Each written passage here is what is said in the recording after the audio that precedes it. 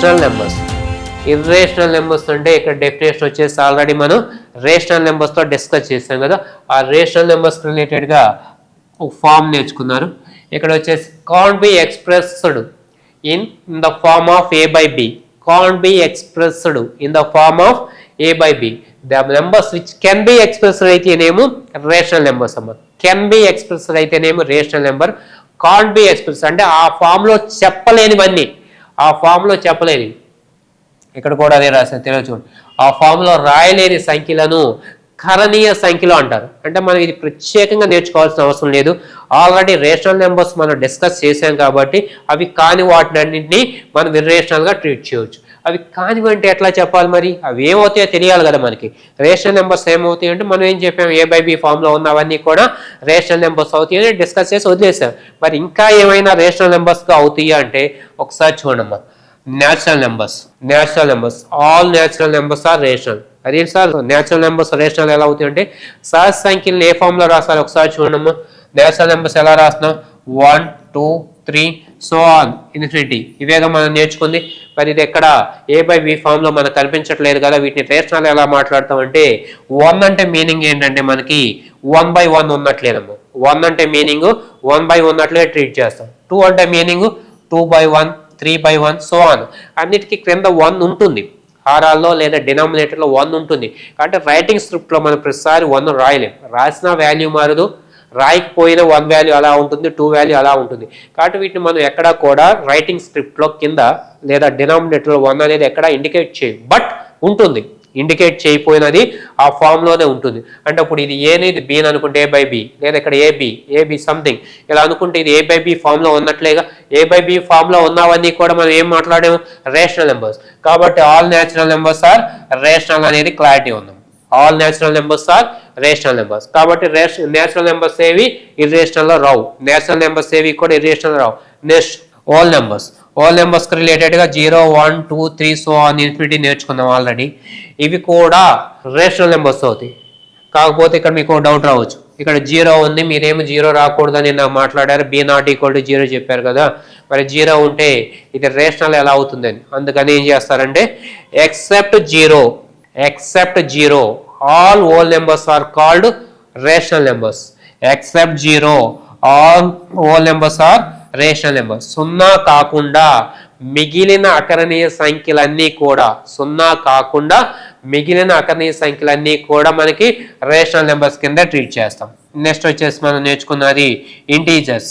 Integers means 0ని base చేసుకుని 1 2 3 so on.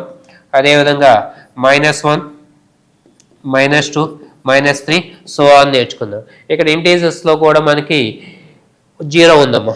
ఈ 0ని ఇక్కడ కూడా రిమూవ్ చేయండి. Except 0 all integers are rational numbers. Except 0 all integers are rational numbers. అంటే మనకి natural numbers, whole numbers, integers ఇవి 3 వచ్చేసి రేషనల్ నెంబర్స్ కింద ట్రీట్ చేస్తారమ్మా. న్యాచురల్స్, హోల్, ఇంటీజర్స్ నెంబర్స్ ఇవన్నీ కూడా తెలుగులో మాట్లాడితే సహజ సంఖ్యలు, పూర్ణాంకాలు, పూర్ణ సంఖ్యలు వీటినన్నిటినీ కూడా అకర్ణీయ సంఖ్యలుగా ట్రీట్ చేస్తారు. ఇవన్నీ ఎందుకు డిస్కస్ చేస్తున్నాం అంటే ఇవన్నీ కూడా అకర్ణీయ సంఖ్యలు అయితే కరణీయ సంఖ్యలు కాదు. ఇవన్నీ కూడా అకర్ణీయ సంఖ్యలు అయితే కర్ణీయ సంఖ్యలు కాదనే పాయింట్ కోసం ట్రీట్ చేస్తున్నాం. కాబట్టి ఇక్కడ అన్నీ కూడా అకర్ణీయ సంఖ్యలు అవుతున్నాయి కాబట్టి వీటిల్లో ఏ సంఖ్య కూడా కర్ణీయ సంఖ్యలలో రాకూడదు. First basic point. మరి ఇవి కాకుండా ఇంకేం చెప్పవచ్చు అంటే ఎగ్జాంపుల్ తీసుకుంటే ఇక్కడ 1 అనేది ఇవ్వలేదమ్మా. √1 అనేది మనకి మెన్షన్ చేయాల. ఎందుకంటే √1 వాల్యూ 1 వస్తుంది. √1 వాల్యూ 1 వస్తే 1 అంటే మీనింగ్ ఏంటి? నేచురల్ నెంబర్స్లో ఉంటుంది, హోల్ నెంబర్స్లో ఉంటుంది, ఇంటీజర్స్లో ఉంటుంది. ఈ 3 కాదు అని చెప్పాం కదా. అకర్ణీయ సంఖ్యలు ఏది కర్ణీయ సంఖ్యలు కాదని మాట్లాడుతున్నాం. కాబట్టి ఇక్కడ √1 1 అవుతుంది. కాబట్టి మనకు స్టార్టింగ్ ఎక్కడి నుంచి స్టార్ట్ అయినాయి కర్ణీయ సంఖ్యలు? √2తోనే స్టార్ట్ అవుతుంది. కర్ణీయ సంఖ్యలు ఎక్కడి నుంచి స్టార్ట్ అవుతుంది అంటే మనకి √2తో స్టార్ట్ అవుతుంది. √2, √3, √4 చూడమ్మా. √4 మిస్ అయింది. √4 ఎందుకు మిస్ అవుతుందంటే √4 వాల్యూ వచ్చేసి మనకి +or-2. √4 వాల్యూ వచ్చేసి మనకి +or-2గా ట్రీట్ చేస్తాం. +or-2 అంటే అది ఏ సంఖ్యలో మనకి ఆల్రెడీ తెలుసు. ఏ నెంబర్స్ ఇవి? ప్లస్ 2 ఉన్నాయి అంటే ఖచ్చితంగా అవి ఇంటీజర్స్ కింద ట్రీట్ చేస్తాం. ప్లస్ మైనస్ ఉంటుంది, ఇంటీజర్స్ వస్తున్నాయి కాబట్టి ఇవి √4 ఇంటీజర్ కాబట్టి కర్ణీయ సంఖ్యల్లో రిమూవ్ చేశారమ్మ. √2, √3, √5, √6, √7, √8, √9 ఇక్కడ లేదు చూడండి. √9 ఎందుకు లేదు? +or-3 ఇది కూడా ఇంటీజర్ కిందే ట్రీట్ చేస్తాం. +or-3 అంటే ఇంటీజర్ కిందే ట్రీట్ చేస్తున్నాము కాబట్టి మనకి ఇది కూడా ఇంటీజర్స్లో నుంచి రిమూవ్ చేయడం జరుగుతుందమ్మా. ఓకేనా? ఇవి మనకి ఇర్రేషనల్ వచ్చేసి ఎక్కడా కూడా డైరెక్ట్గా క్వశ్చన్స్ అనేది అడగడం జరగలేదమ్మా ఎగ్జామ్. మరి ఎందుకు సార్ నేర్చుకుంటున్నాం అంటే సింపుల్ లాజిక్ అమ్మ. ఎందుకు నేర్చుకుంటున్నాం అంటే మనం ఆల్రెడీ రేషనల్ నెంబర్ మీద ప్రాబ్లం వస్తే ఇర్రేషనల్కి రిలేటెడ్గా కూడా ప్రాబ్లం రావడానికి 99% అవకాశం ఉంటుంది. ఖచ్చితంగా నెంబర్స్ మీద అవకాశం ఉంది కాబట్టి ఇవన్నీ కూడా మనకి తెలుసుంటే ఇర్రేషనల్ అనేది అసలు గుర్తుపెట్టుకోవాల్సిన పాయింటే కాదు. జస్ట్ రేషనల్ నెంబర్స్ A/B ఫామ్లో ఉండాలి.